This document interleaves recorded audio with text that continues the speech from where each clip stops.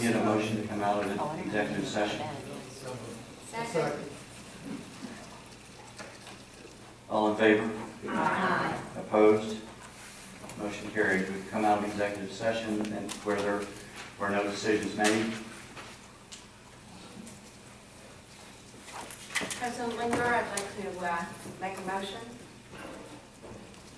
I'd like to move that the board hire Dr. Jim Ferris as superintendent starting January the 2nd at a salary of $165,000. I will second that motion. All in favor? Aye. Opposed? Motion carries. Congratulations. Or condolence.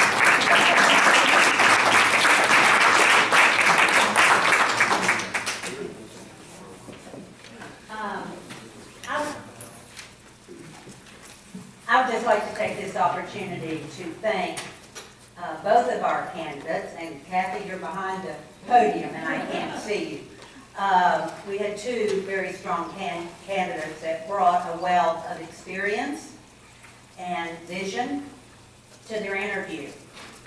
At the end of the day, what we have, our discussion was around what a great team Dr. Ferris and Dr. Antoni would make in the Department of Education, because they each have a wealth of expertise that we believe working together can move West Virginia forward. So thank you both for putting yourselves out there, and thank you both for the commitment and dedication that you've made to the students and to the state of West Virginia. So Kathy, Jim, thank you both of you. Thank you, Mrs. Manchin. The next thing on the agenda is board items for future consideration. For consideration, I would like to recommend to the board that we work with the Bar Association to ask for a review of contracts and agreements. I know that we can't act upon that in this meeting because I didn't get it on the agenda in time, but I want to put it out there to be thinking about it, and we will put it on the agenda for the next meeting. Mr. President, just one comment. Status of current, just a highlight.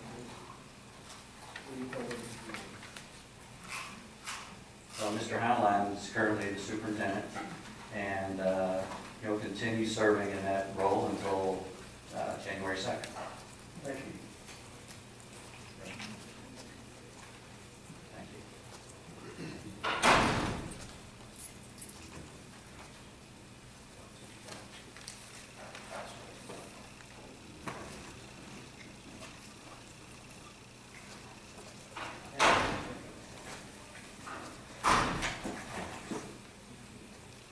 Oh, no, I'm sorry, I just skipped over that. We were going to talk tonight about the priorities within the response to the governor's education efficiency audit. And I think we're kind of wore out.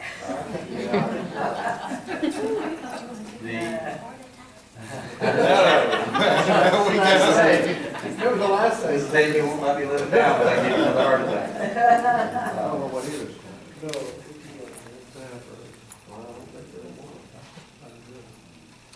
So,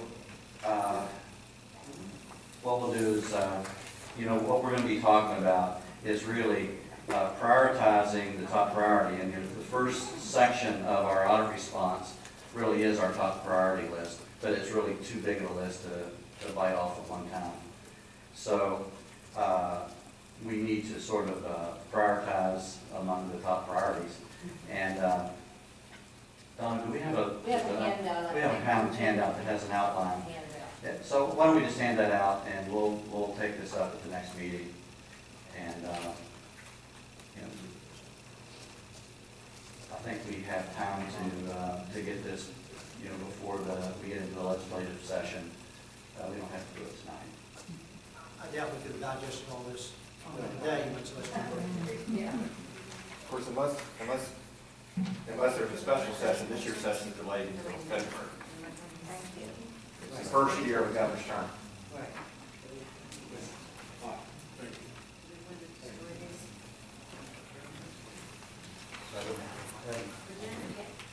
Do we give these back to you? Okay, the questions? I wrote all of them on.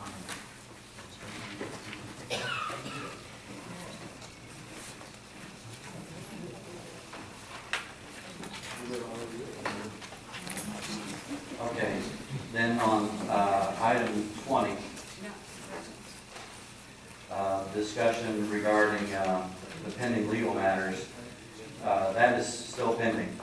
And the court hasn't, actually hasn't done anything or said anything. And I guess we don't really anticipate anything happening on that until January. So there's really nothing to do there either. Superintendent Heinlein is asked to speak before we close. A couple items for the agenda, if you want to do those now, or we'll do them after next week. For future agenda use. Okay, let's get yours first. Okay. In passing today, we talked about the professional development from Common Core standard. The plan for professional development is what we have, what it is now. I really think in the near future, Mr. President, if not the next meeting, soon, the department needs to let us know what the plans are to get our faculty and staff ready for the Common Core standards. They're going to be here before we know it. You know, what the professional development model is you plan to use to make that happen, and how we're going to do that. I think that's really critical for us to know. It's going to be a big deal in West Virginia gets. I don't want to say in the time came, we should have done a better job at it. Okay, so I hope we can put that on the agenda, Mr. President, if not next month, as soon as the department feels ready to discuss that. The other one I have is a little more fluid that I still think is important. Over the last month or two, I've heard a lot of discussion from people involved in the education system, a lot of local board members and things of that nature, about what they perceive. And I don't know that it's true or not, so I want to be careful what I say here, because I'm about to get myself in trouble for a lot of people, I'm afraid. But what they say is becoming an increasingly high absentee rate among teachers and staff in our school systems in some places. I don't know if that's true or not. I don't know if it's accurate or not, but they perceive it's accurate. If they perceive it's accurate, I think it's worth considering. In discussions earlier today, people say to me, well, it's because you've got so many requirements on them, you're burning them out, and they need time off. If it is true that that's happening, we ought to know why it's happening. If it's something we can do to prevent it, we should do something at this board to prevent it. And if it's not true, then that's fine. It's not true. But I've heard it from enough sources. I think we ought to take a look at the numbers. I think the numbers are out there, county by county. I think we know what they are. How many people are missing, whether it's for personal leave or for sick leave or whatever. And if it's not an issue, then that's fine. The fact shows it's not an issue. If it is an issue, we need to know why it's an issue and fix it. Because kids, you know, I just am a firm believer when your teacher misses a day of class, the kid just about misses a day of class. And as much as substitutes try, it's pretty hard. So I just think we ought to know what's going on there. And hopefully it's not a problem at all. Hopefully it comes back, it's not an issue. If it is, we ought to fix it. Thank you. Unfortunately, I've heard the same thing, Senator Jackson, as I've gone around the county, about absenteeism as a teacher. That's it. If I may, Senator, the department has been working on not only the plan for rolling out the Common Core standards, but also the teacher evaluation piece that needs to go out in August, and the work that has to be done around the waiver. And they are compiling, if you will, a Gantt chart of those activities that will be submitted to Superintendent Ferris upon his ascension and his work prior to that, so that he can review those and possibly bring, if he's agreeable to those, bring those before the board in January to share that and have a discussion for your point of view on if it's a viable plan. Yeah, I just want to know what it is. We just got to get our teachers and staff ready, and I think the board really needs to know what they're planning. If I may, and I know this is as a transition superintendent, so to speak, I'd like to make a final statement. If you'll just allow me to do that. I'd like to congratulate Superintendent Ferris on his ascension to the superintendency in the state. I think it's an opportunity for change. I think it's an opportunity to lead the state and to assist this board in achieving the goals. I'd really like to take the time to applaud this board for its involvement and its intense desire to involve educators, legislators, certainly the governor's office, but all stakeholders in the effort to make our education system one that is relevant and respected across the nation. The confluence of significant factors, the audit, diminishing resources, the outcomes of education that are less than what the public expects, provides an opportunity that might not exist more than once in a career. That opportunity is going to be the legacy of this board and the legacy of the incoming superintendent and his administration. Great opportunities exist, and I congratulate you for wanting to grasp those and make a difference. The climate in West Virginia, not just West Virginia, but the nation, was mentioned by our board member, Mr. Campbell, earlier about always looking at retribution and talking about teachers. And Senator Jackson mentioned that he knows of very few teachers that go to work not to do a good job.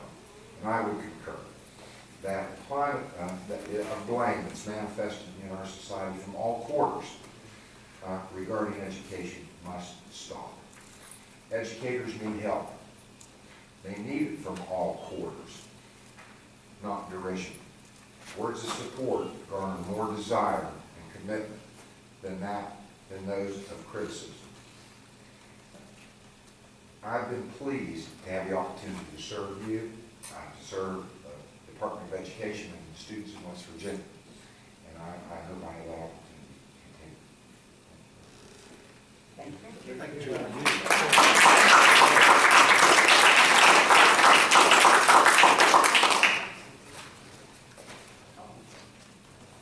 Anything else?